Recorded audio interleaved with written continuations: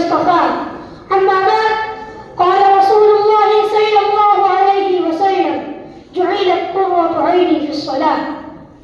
Stage پر جلوہ فرما علماء کرام اور محترم سامعین، میں آپ کے سامنے نماز کے موضوع پر مختصراً اظہار خیال کرنا چاہتا ہوں.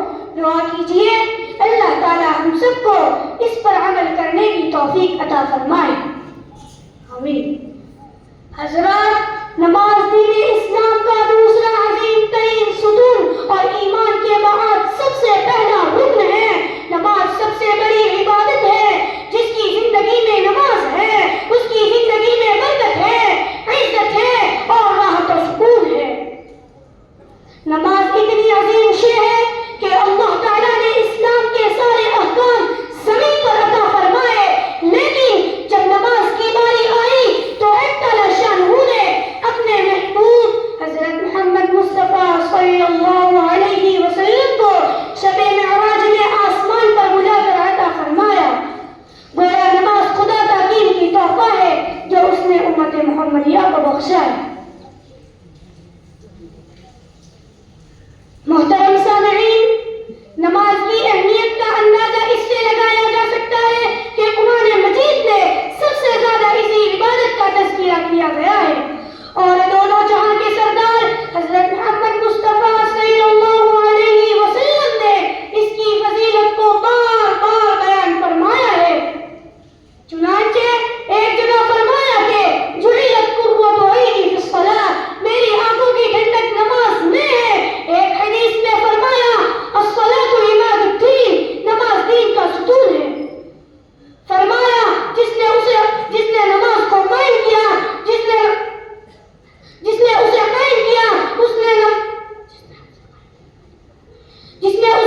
کیا اس نے نماز کو قائم کیا، جس نے اسے قائم نہ کیا اس نے دین ہی کو ڈھا دیا. آپ صلی اللہ علیہ وسلم نے فرمایا جب بچہ 7 سال کا ہو جائے تو اسے نماز کا حکم کرو، اور جب بچہ 10 سال کا ہو جائے تو اسے نماز چھوڑنے پر مارو. سامعین کرام، نماز چھوڑنا بہت بڑا گناہ ہے.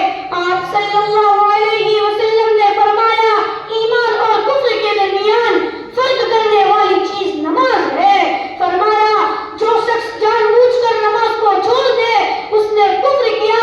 اس کا مطلب یہ بھی ہو سکتا ہے کہ نماز چھوڑنے والوں کو موت کے وقت کلمہ نصیب نہ ہو اور کفر پر موت آ جائے. نعوذ باللہ. میرے بھائیوں، یہ نماز جس طرح دنیا میں عزت کا ذریعہ ہے اسی طرح یہ آخرت میں اہل ایمان کی پہچان ہوگی. نماز کے واسطے وضو کرنے والے کا وہ تمام حصہ جو وضو میں دھویا جاتا ہے ان پر نور چمک رہا ہوگا.